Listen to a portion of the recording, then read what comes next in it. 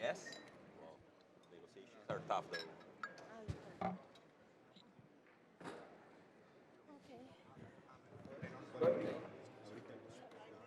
Entonces, ¿qué? ¿Estamos listos? ¿Cómo es que es la dinámica? Los introduzco, de unas palabras, habla, yo después hago el panel, te invito a ti para que hagan el switch Oh, and thank you. y hacemos. I think I don't. We've been in touch, but I don't have one. And we didn't bring. We decided not to bring cards this time. We just have a QR. Thank you very much. Okay.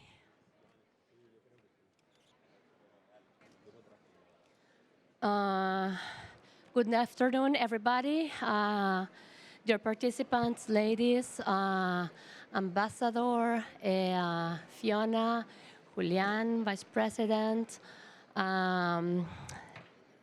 Shaw, Mr. Shaw, and Mr. Manzanares, thank you very much for being present from Colombia, also being present from the National Department of Development from Colombia.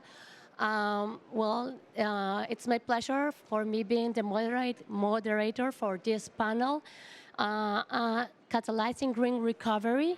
And the idea is just to have a conversation on how we are, from the different perspectives of the fund, from the governments, from the banks, what are we thinking about green recovery. And this was conceived basically because right now, from the past 2 years, we have been dealing with COVID-19. After 2 years, we then again have this, the conference presently, where last year it was not possible to do it. And what are we expecting basically to work from now on? How can we use this moment of change, taking into account that even COVID-19 make it really difficult for our countries in Latin America and the Caribbean to develop and to how to use this for a green recovery. So thank you very much again for participating of this panel. I'm going to introduce Mr. Julian Suarez Miglozzi. He is the Vice President of Development, Sustainable Development in CAF, Latin American Development Bank. Thank you very much, Julian. Carolina, no, thank you very much. It is great to be here. Thank you, Fiona, for being here. We know how busy these 2 weeks are, in particular for you as the regional ambassador for Latin America and the Caribbean. So thank you for joining us at this side event. Same thing for my friend Javier. It's great having you here. We know how important the GCF is and how important it will be in the future, in the near future to come, if we need really to increase our climate action. Thank you, of course, Johannes, KFW, one of our strategic financial allies within the IDFC, and for many initiatives that we have been doing for the last years and for many more that we'll be doing in the years to come, I guess. Thank you, Sebastian, as well, from DMP, Colombia, a country with whom we're having many things as well going on through CAF. And as you probably heard, recently, September the 1st, a new president arrived to CAF, and he's also a Colombian, so I'm sure that our relation with the country will also be closer in the years to come. Now, regarding the topic, and just to give a very brief introduction, and then go to the experts and sort of trigger the discussion for a better and greener recovery. I've heard many times Javier say there's a chance to build back better. Well, it is needless to say how hard the pandemic has hit the world. But in particular, if we need to look into perspective, of course that it's hit way harder than in the rest of the world. It's hit way harder Latin America and the Caribbean. And why? Well, for many different reasons, but most of them have to do with the vulnerability of the continent. And it's not only a matter of geographic situation, it's also a matter of the capacity that the institutions have to sort of be resilient and be prepared to address such a significant crisis as it is. Just to give a number, I think we're all very much aware as well of the numbers, but Latin America and the Caribbean explains probably 8%, 9% of the total population of the world.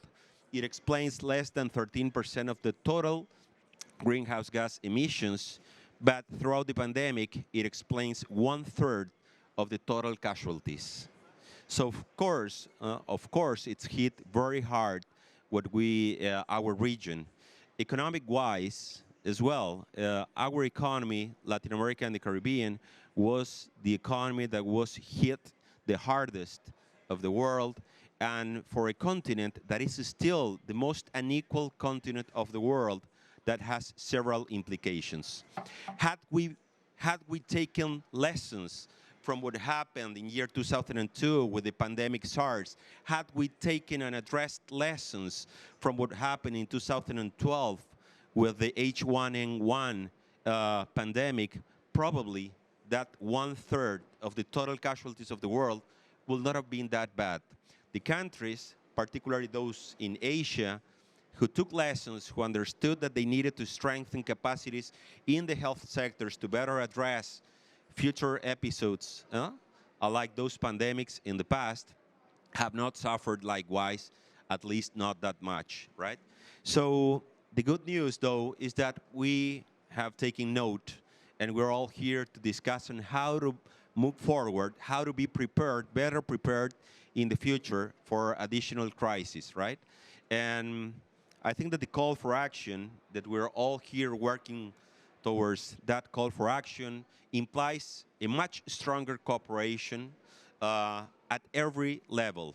The governments at the different jurisdictional levels, central governments, regional governments, local governments, but also working with local communities, but also working with the different cooperating agencies that have to do something in regards to building back better, to contributing to a more sustainable world, to contributing towards a more resilient and adaptable continent of Latin America that is that vulnerable. But also financial institutions. Of course, it is overwhelming when you look at the financial needs to build back better, to build towards a greener and more just economy. So I guess this is a great opportunity to hear from KFW, to hear from GCF, and also from the regional ambassador of the UK, with whom, of course, we congratulate what the UK government has been doing towards this COP26 in order to boost the ambition for the years to come.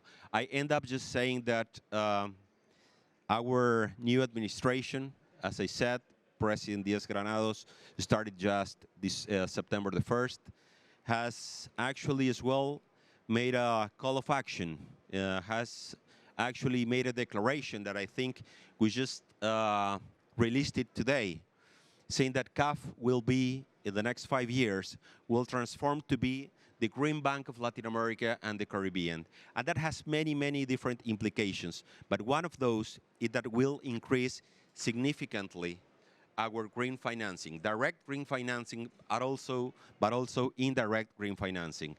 Just to give a number, last year, the 23.42% of our total approvals were considered as green financing. That is climate financing plus environmental financing, right? Considering common principles taxonomy that we work together with KFW and other allies from the IDFC. But we have made a commitment to boost that, basically to double that and increase to a minimum of 40% by 2026 and reach 50% of our total approvals by 2030. That implies from year 21 to year 26, at least putting in the table to our country members at least $25 billion in direct financing towards national and international climate and environmental commitments. For us, that is very significant, but that is certainly not enough considering the enormous needs the region has. And that's why strengthening cooperation, building from CAF a platform that be useful for the countries, where we can basically land international cooperation and financing through CAF is key for us. Thank you very much for being here. It is a great panel. I stop by here. Thank you very much, Carolina. Thank you very much, Julian. So I'm going to please switch places with Santiago. And well, then again, thank you very much. We have, as Julian said, we have a great panel right now. We have Ambassador Clowder. She was appointed to the UK government regional ambassador for Latin America and the Caribbean in COP26 in March 2020. And she joined the Foreign and Commonwealth Office in 2001 from the Research Councils to build and lead the Foreign Commonwealth Office Global Science and Innovation Network. So thank you very much. We are delighted to have you here. We have Mr. Manzanares.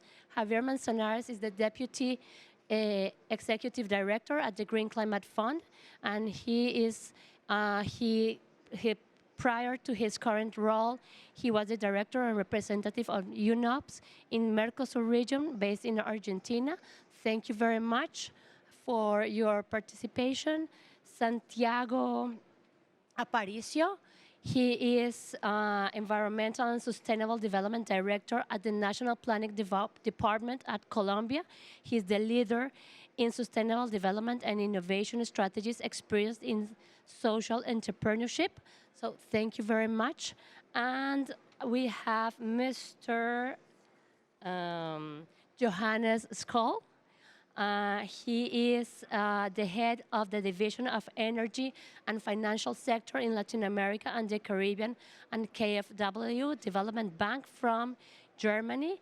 Thank you very much for your participation. And as I started mentioning, the idea is to see which is basically the understanding from each of the different institutions, government, on how we have to attend this green recovery, what are the expectations, and basically the strategy that you are developing and what you are expecting also from Latin America and the Caribbean. So I will start with Ambassador Fiona. Thank you very much.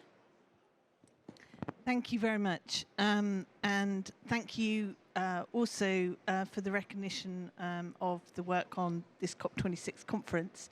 But we are very much all in this together. And so it's about collaboration, it's about moving forward together, but it's also about moving forward together with pace and with action. And so I've been the regional ambassador for COP26 for the region since March 2020. My observation is that we've spent over a year on lots of Zoom conferences analysing the issues, which has been important, but we really do need to move to action and get on with it. And so I think issues I'd like to highlight is, first of all, as we've just been discussing, the reality of the situation, the tragic and disproportionate impacts of the pandemic on a region that was already suffering with recession, with debt, with very little fiscal space. We also have to be realistic about the vulnerability of the region and the climate change impacts that are already happening and that are going to come. And that is an undeniable fact. So the adaptation and resilience of the region is really crucial. And so it's about, yes, this is a great threat. It's the threat of a generation. But it's also the opportunity of a generation. And so far, the region could perhaps do more to seize that opportunity, would be my comment. So I think recent statistics show funds that have been available for part of the Build Back Better from the pandemic. Only about 0.5% has gone into short-term measures. Only about 2.2% of funding across the region has gone into longer-term measures, whereas that contrasts with 2.8% short-term, 19.8% long-term investment in a green recovery globally. So not only is the region hard hit, the region is going to be hard pushed to catch up and to be competitive whilst the rest of the world moves ahead. However, I think there are great opportunities, and not least here at COP26. The UK has to be a neutral host here, so I'll make a personal comment. And my personal comment is this is a great opportunity for Latin America and the Caribbean. We obviously have a big focus on mitigation, on reducing emissions, and the region's planning on how it's going to seize those opportunities, on the energy transition, greater use of renewables, the opportunities in clean transport. There are big economic opportunities there for the region. But also we're trying through this conference to get a greater shift of focus on vulnerability, on adaptation and resilience, and the connection with nature. And we've already seen some very important announcements this week at the conference, in which this region is very well placed to make the most of that. And we've also seen a greater mobilization of finance. It's wonderful news to hear from of CAF's declaration today. We're also seeing mobilization by the other multilateral development banks and by the private sector. So a lot of money is going to be available. The region needs to be well positioned to make the most of that and to leverage it. So a lot of this is now about momentum. It's about recognizing this is not just about climate change, it's about social and economic change and opportunity. It's about moving from analysis to action, and it's about embedding that in government planning, and also the role of the finance ministers is absolutely key in driving this forward. And so what are some of the examples of the opportunities? I've mentioned already the energy transition and clean transport. There's also, of course, resilient infrastructure. There's looking at water and sanitation. There's looking at restoration of ecosystems, conservation of forests, changes in land use, sustainable farming, urban planning. All of these things can have a green element and are a green opportunity for this region. And from the UK, we look forward to working in partnership and in collaboration and building also that interregional collaboration for both Latin America and the Caribbean. Thank you very much. Thank you very much, Mrs. Ambassador. Then again, thank you. I would like to pass the word on to Javier Manzanares from the GCF. What are the expectations to include green recovery in the future or proposals for the GCF? Well, thank you, Claudia. Thank you very much, Gav. Heartfelt congratulations on the announcement, Vice President Julian.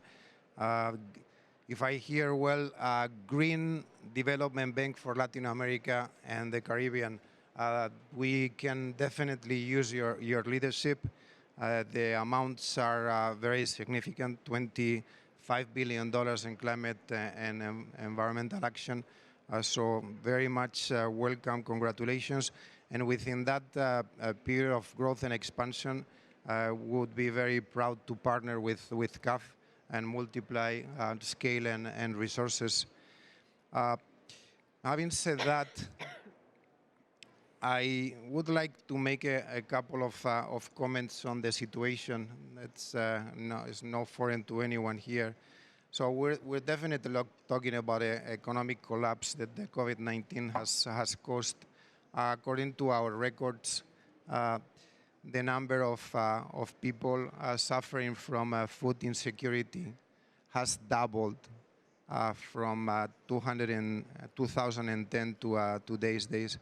That is to say that from 135 million people suffering from food insecurity, the pandemic has multiplied that by 2.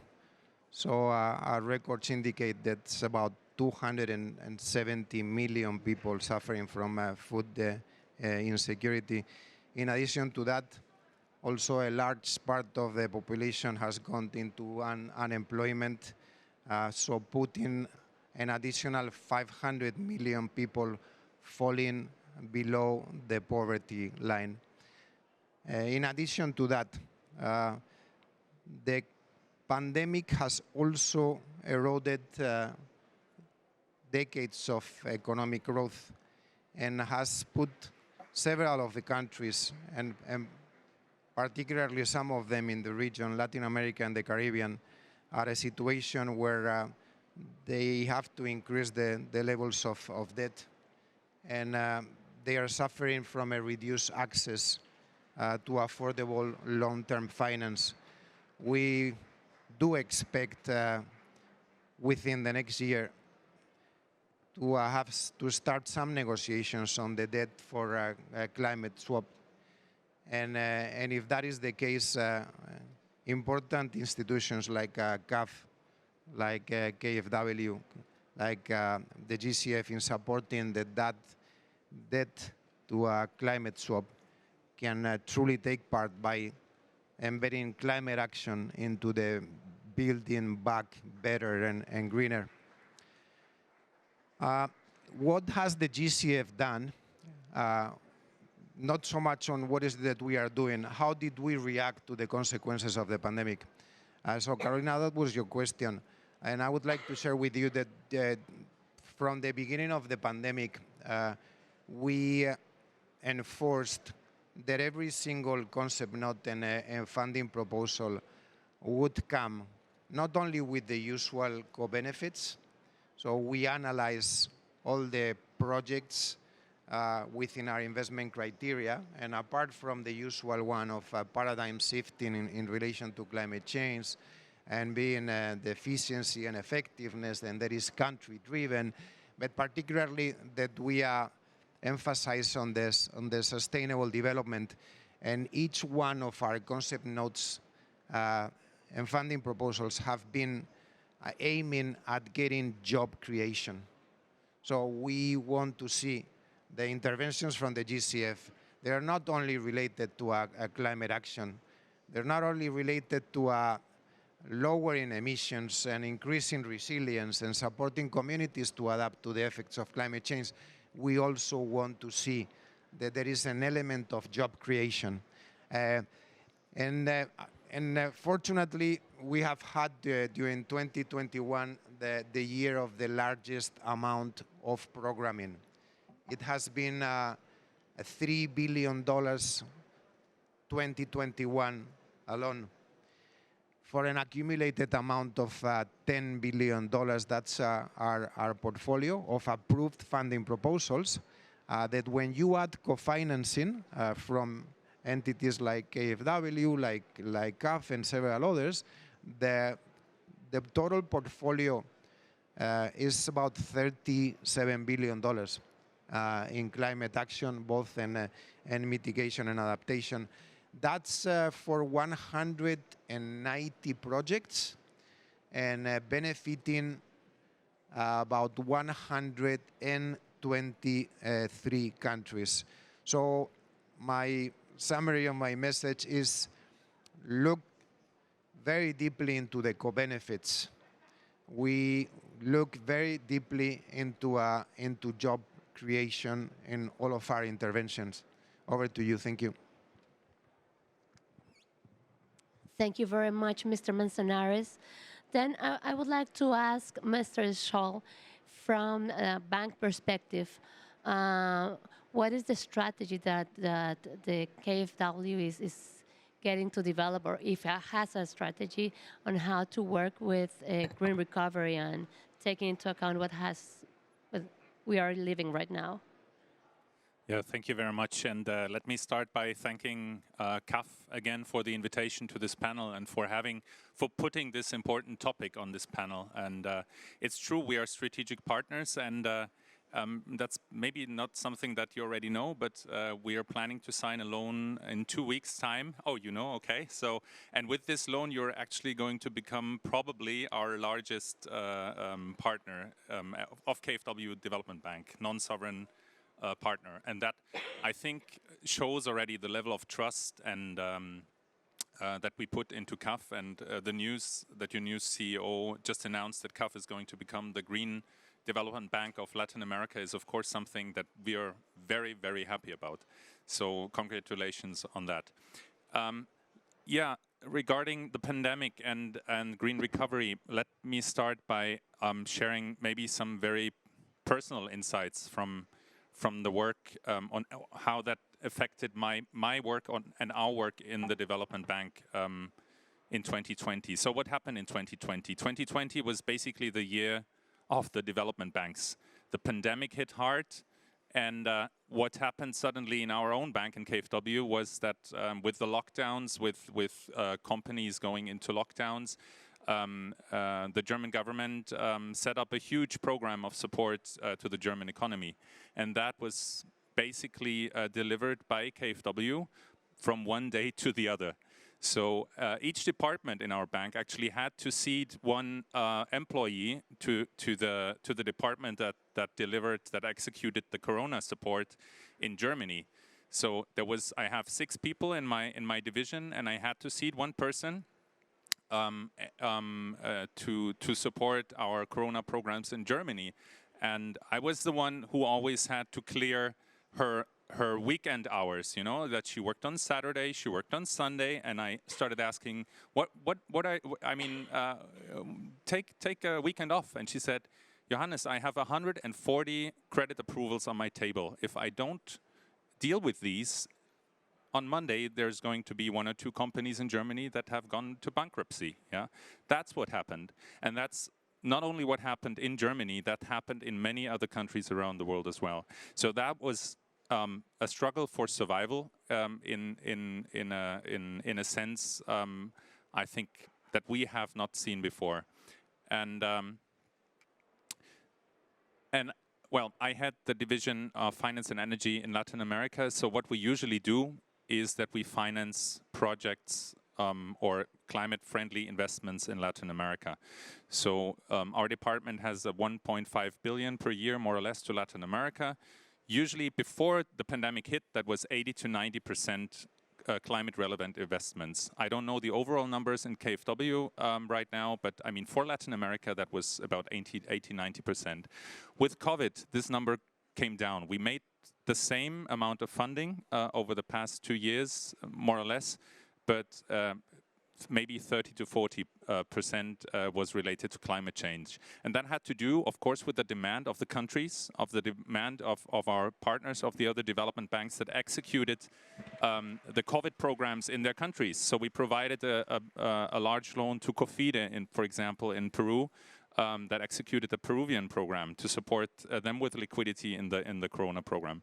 We have supported CAF also with your regional Corona program with about 250 million as well, and other development banks and countries as well. So when I think about green recovery, what I'm thinking in practical bankers' terms is that governments and banks, my clients, start demanding money for climate change again. Yeah, and that's something to a certain degree.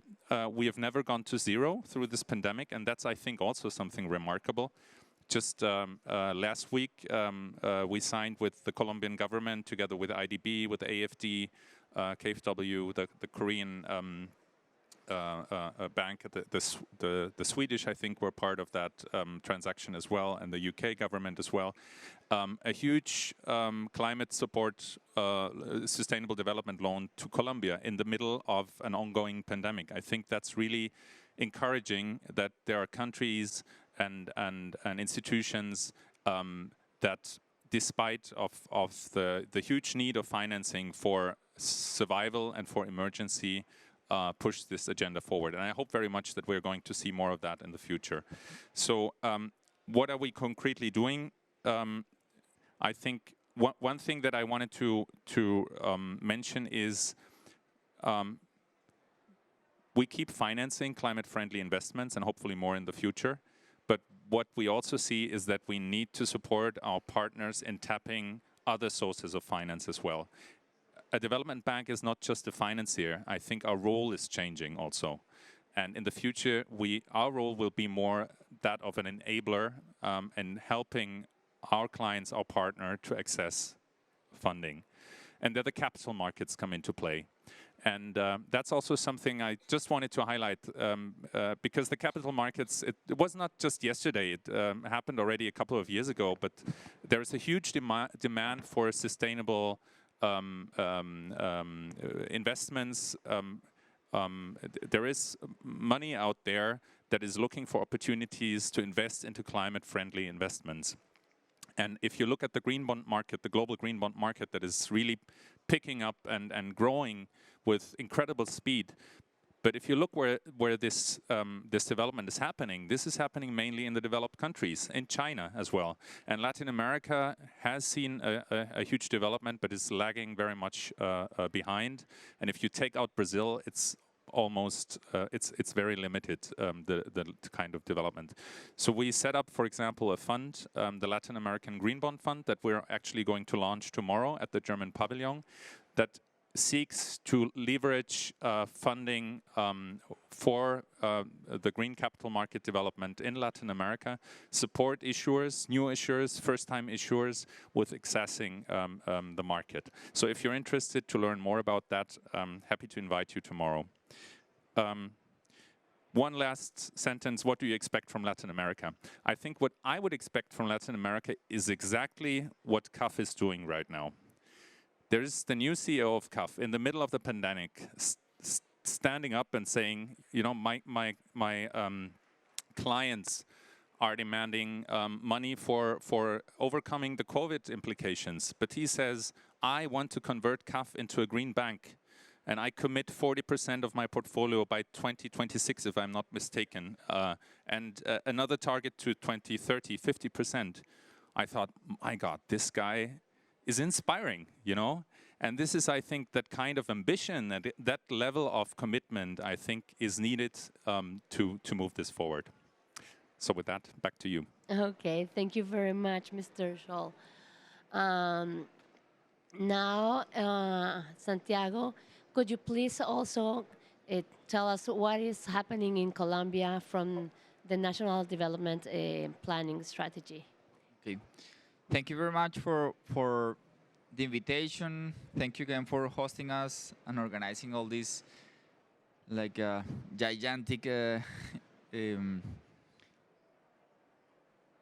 event and effort.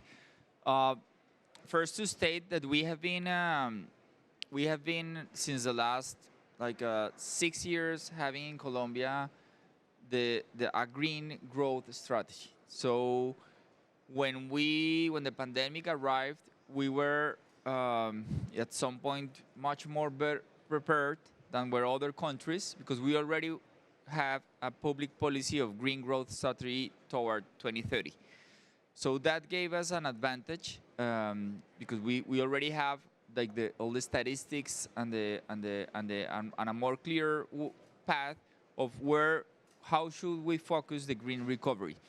What we make was how we can speed that. What we have maybe thought that it was going to occur on 2030, according to some other studies that we make, how we can speed that. So that's the first point that was key for being effective in mobilizing quickly, like really important amount of climate finance, as KFD, as you were mentioning. The loan we signed was $1,200 million, and so for Colombia and for our economy, that's a really large amount. So maybe it's the largest amount. So that's the first point I want to mention. Second point, as Manzanares was saying, we also began making emphasis on jobs. How this translates into green jobs, specifically with data. From the National Planning Department, we are like sort of the think tank of the presidency. So we emphasize with that. We create a strategy that is called the Green Recovery Strategy.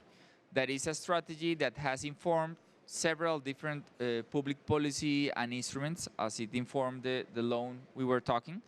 And this Green Recovery Strategy has 3 packages, because we identified that we needed not only giving the main ideas, but we really need to identify like really concrete entrance points. So we have 3 packages. One is focused on infrastructure and cities, sustainable cities. The other one is focused on nature-based solutions, and the other one is focused on bioeconomy.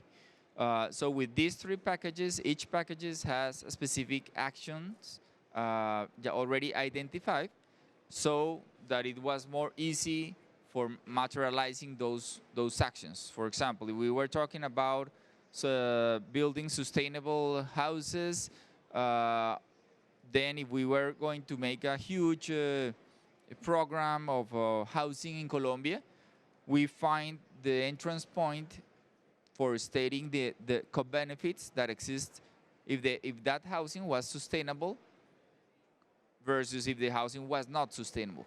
So we began having those discussions, and we are still having the discussions, but having the technical part has been really key, and obviously having the political commitment and the championship of our president. That has gave us like that right balance between science-based focus and a political-based focus. So if you have too much of one side, or either it is science or political, things may not turn into action. So we have had that key balance. And the last point that I want to mention is that we began realizing the importance that the private sector jump in. So thanks to the GCF, we were already building a strategy for encouraging private sector for managing climate risks, so that we were not talking to the private sector only that they need to be more carbon resilient, but they need to manage their risks. And if they don't manage their risks, physical risk and transitional risk, they are going to lose competitiveness, and they are going to go out of the market. So, and it's in these terms that we have some talks with some CEOs, and we have already achieved having this basic strategy to really begin opening the discussions to the private companies. And this has begun also like creating like a ripple effect, obviously, with the commercial banks and with other institutions, because the companies and the CEOs and the boards began identifying that they really need to began building the resilience on their territories, on their chain value. So this was like a really like great element that has helped us to move in the right direction. So I will leave it there. Maybe mention on our last point, it's about the infrastructure. The discussion was on a more like a Keynesian discussion about that. And it happens in the region that only infrastructure is the one that creates jobs. So we say, okay, let's talk about infrastructure, but let's talk about resilient infrastructure. So we are going to make the bridge, but instead of making the bridge 5 or 10 times, because it's not resilient or climate proof, we are going to try to make the bridge climate resilient. Yeah. So we began opening the discussion of cost effectiveness. That was really key. We were presenting to the president 2 weeks ago a public policy that the ministries and him, they approved, that is a climate variability public policy. And one of the main elements was a basic one. It's more worthwhile preventing than reacting. And it sounds really easy, but it was those statistics that says that if you spend $1 in prevention, you are going to save $5 in reaction. So in a context of fiscal constraint, this is key. So that was a focus that we also put. So the government has a climate variability public policy recently approved, that was approved and has a like active participation of 12 sectors. We have specific actions, and we have this cost effectiveness focus. So that's going to put us in a better place to really have a recovery that is sustainable in the long term. That is not only like a short-term recovery, but it's a recovery that is going to take like it's going to last longer. That's the message. Thank you. Okay, thank you very much, Santiago. And taking into account what you have been saying, jobs, adaptation, agriculture, green infrastructure, competitiveness, private sector. We had another panel this morning on coastal zone areas, And also we were talking about much more in adaptation than in mitigation. And what I'm feeling is that adaptation for Latin America and the Caribbean may be this pathway to start working on this green recovery, on how there's how it was said, mitigation sometimes is it's a given a proposal sometimes, but in adaptation we have much more complexity to work on. But what I'm seeing is that maybe in adaptation that should be the path for Latin America right now to start working on green recovery. I don't know if what do you think about that from your perspective, Ambassador? Thank you. Well, I think in a way you've just said it all, that the cost effectiveness of going for the prevention versus than the reaction is what's really, really important. So in other words, adapting now, investing in resilient infrastructure, looking at other ways in which you can embed resilience also through use of nature-based solutions, particularly for coastal zone areas, is very, very important. But again, I come back to the need for urgency of action. And that needs not just finance, it needs capacity. It needs capacity of policy making, of project implementation, and it needs technical expertise as well as technology. So looking at how CAF and the other banks can work with the private sector, can work with international partners to access that capacity to help get that momentum in the region, I think is very, very important. Thank you very much. Maybe just adding one element that is going around my head when you asked this question, shouldn't we do more on adaptation than on mitigation? I mean, particularly in Latin America, these things are also very closely intertwined.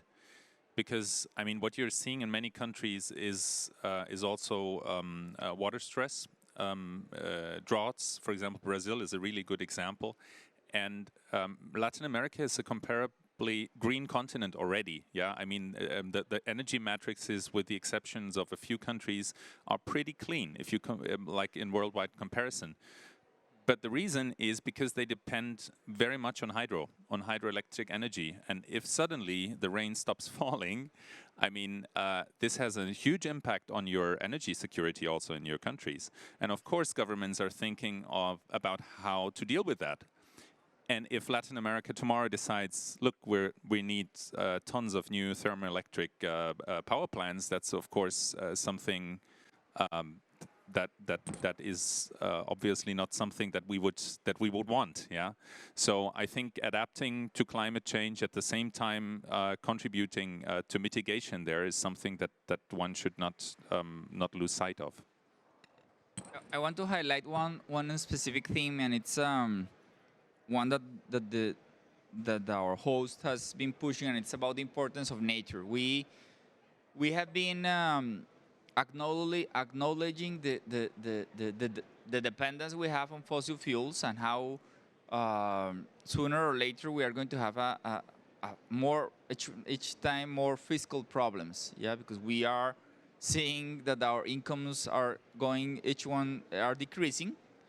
So we need to begin asking, and that's something that we have been opening that discussion and making the studies, where we are going to get the additional money to replace those incomes.